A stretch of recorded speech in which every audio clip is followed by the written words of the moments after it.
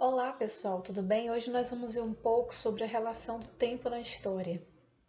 A pergunta inicial é: quanto tempo o tempo tem? Será que dá para pensar sobre isso? O tempo nasceu algum dia? Existiu algum momento para o tempo nascer? Ou desde que a gente se deu por gente, que a gente conta o tempo? É isso que nós vamos entender um pouco nessa aula.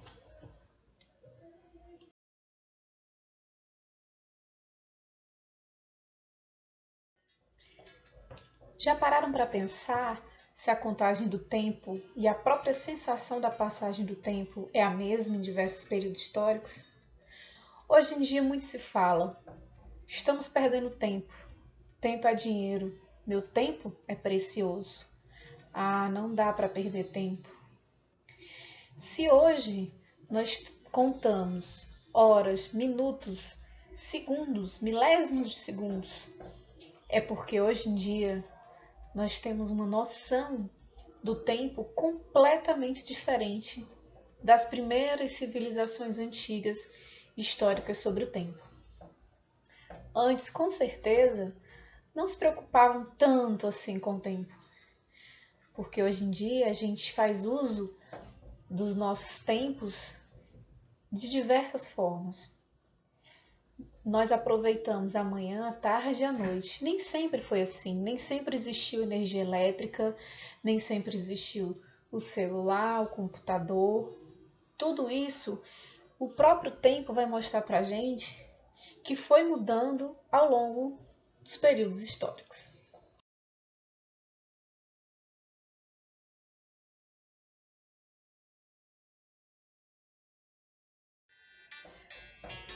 O tempo é um fator cultural.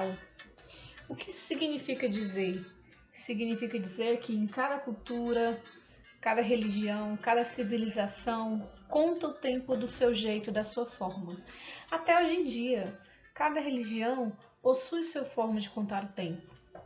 Por exemplo, o calendário gregoriano foi o calendário mais utilizado no período da formação da contagem do tempo da Igreja Católica. Até hoje, na civilização ocidental, nós fazemos uso desse calendário, que foi elaborado ainda no período da Idade Média. E em outras religiões, por exemplo, os judeus, eles não contam até hoje a contagem do tempo antes, depois do nascimento de Cristo, coisas que a maioria das civilizações ocidentais cristãs fazem essa contagem. Assim como os próprios muçulmanos também têm a sua própria contagem de tempo. Assim são os chineses também com seu próprio calendário. Enfim, como é cultura, depende muito de cada região, de cada religião e civilização. O modo de comportamento de cada um vai mudar.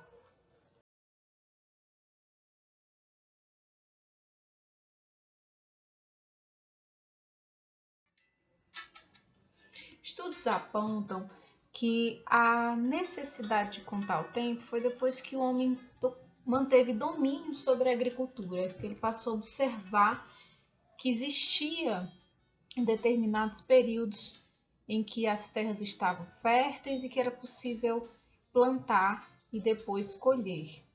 Então, o tempo tem a ver com a agricultura.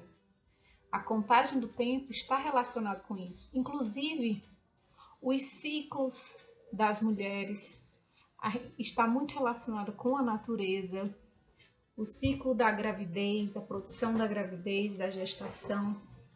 Então, tudo isso está relacionado com a natureza e com a necessidade de contar esse tempo.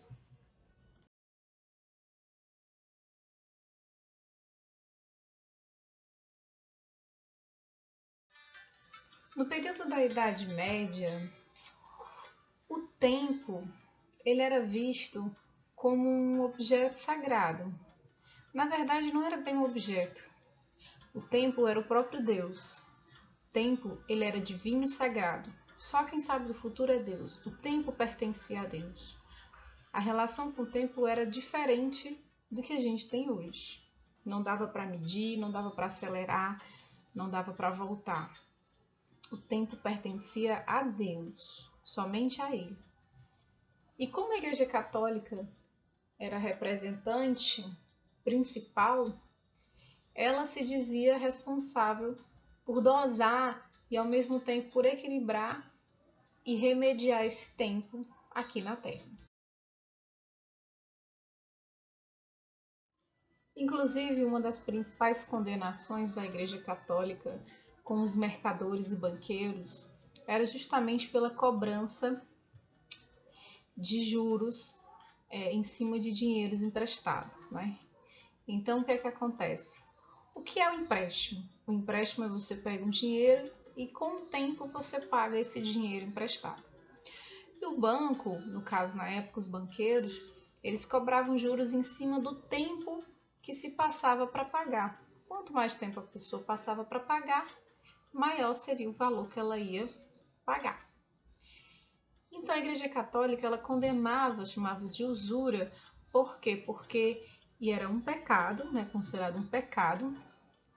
E aí dizia que justamente porque não podia se medir o tempo, não se podia vender o tempo, não se podia controlar o tempo, porque o tempo pertencia somente a Deus.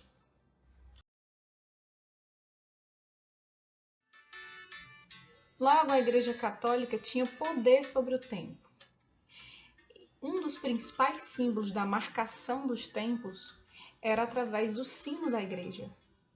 O sino tocava a partir de determinados horários para determinar a hora de acordar, a hora de trabalhar, a hora de comer, a hora de descansar, rezar e de dormir. Como naquela época não existia energia elétrica, a partir das 6 horas da noite já era o momento em que as pessoas se recolhiam para as suas casas. Depois, ao longo do tempo, o tempo ele passou a ser medido e controlado. Um dos principais instrumentos para isso foi o relógio. O relógio foi criado para a medição desse tempo de forma mais precisa.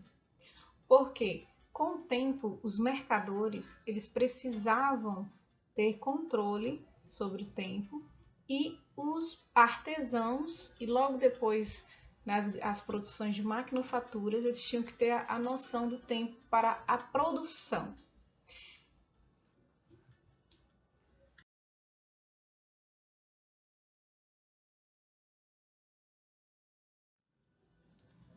Hoje em dia, como já mencionado, o tempo e a relação com o tempo é completamente diferente. A gente tem uma noção de que o tempo está corrido, de que perdemos muito tempo, de que o ano passou ligeiro, de que o dia foi perdido por algumas coisas. Enfim, temos a sensação de correria, porque hoje a gente faz uso, como já mencionado, de todos os períodos e tempos da passagem da natureza, né? Até de madrugada, hoje em dia, pode trabalhar, por conta da energia elétrica e de todas as criações elaboradas pelo homem, pela humanidade. Os atletas, por exemplo, eles precisam até mesmo das precisões de milésimos de segundos. Isso é muito importante para decidir quem ganhou, quem venceu, enfim. Tudo isso, hoje em dia, é uma outra relação com o tempo. E também tem a ver com a própria produção mecânica e industrial, né, que foi mudando tudo. E a sociedade capitalista ela foi se estabelecendo e mostrando que o tempo é dinheiro. E aí foi mudando essa relação, que deixou de ser divino e passou a estar relacionado com a venda do tempo.